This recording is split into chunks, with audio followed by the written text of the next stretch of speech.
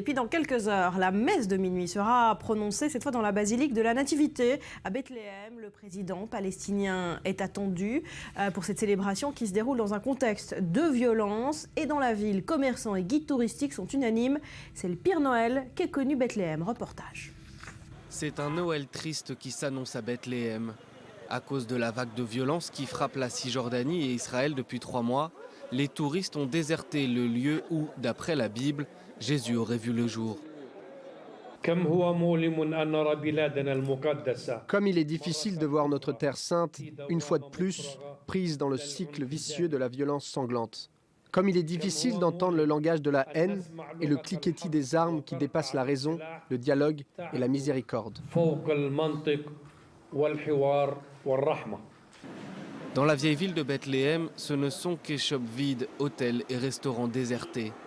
Jamal tient un magasin de souvenirs dans la vieille ville et il s'attend à une baisse de son activité.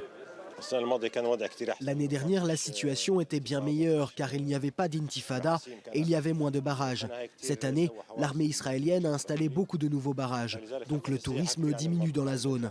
Ils leur disent qu'il n'y a que des terroristes à Bethléem. C'est pour ça que beaucoup de touristes pensent qu'il vaut mieux acheter leurs souvenirs chez les Israéliens plutôt qu'ici. Il y a quelques semaines, Palestiniens et militaires israéliens s'affrontaient là, à quelques centaines de mètres du centre-ville.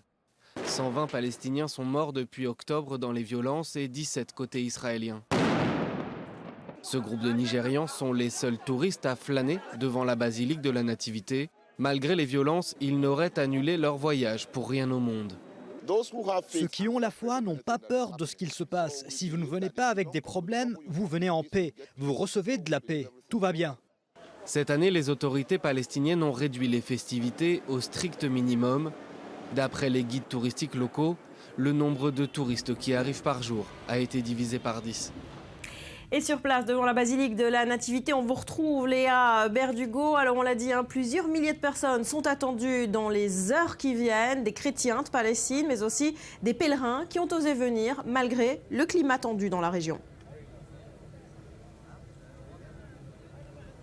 Effectivement, alors les touristes sont bien moins nombreux que les années précédentes, on a pu l'entendre dans le reportage. Normalement, la ville de Bethléem accueille environ 90 000 visiteurs lors de ces célébrations de Noël. Mais cette année, avec le contexte de violence qui secoue les territoires palestiniens et les affrontements réguliers avec l'armée israélienne, eh bien la fréquentation a drastiquement diminué. La fréquentation dans les hôtels également a fortement baissé. Mais ce matin, alors que nous sommes entrés à Bethléem, nous avons pu voir plusieurs cas de touristes et discuter avec certains d'entre eux qui nous disaient que non, les violences ne les effrayaient pas et qu'ils comptaient coûte que coûte venir ici pour les célébrations de Noël à Bethléem. D'ailleurs, la messe de la Nativité sera célébrée ce soir et le président de l'autorité palestinienne y est attendu.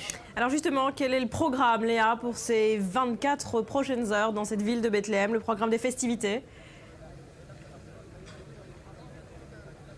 Écoutez, elle commence dès à présent. De nombreuses parades ont débuté dans la ville. Nous avons pu voir les scouts orthodoxes qui défilaient près de la basilique de la Nativité. Et ces parades vont se dérouler tout au long de la journée. Le Premier ministre palestinien est attendu vers midi pour une célébration officielle ici près de cette basilique. Des parades donc qui vont continuer tout au long de la journée. La messe de minuit ce soir, une autre messe demain et de nombreuses parades qui continuent donc jusqu'à demain soir.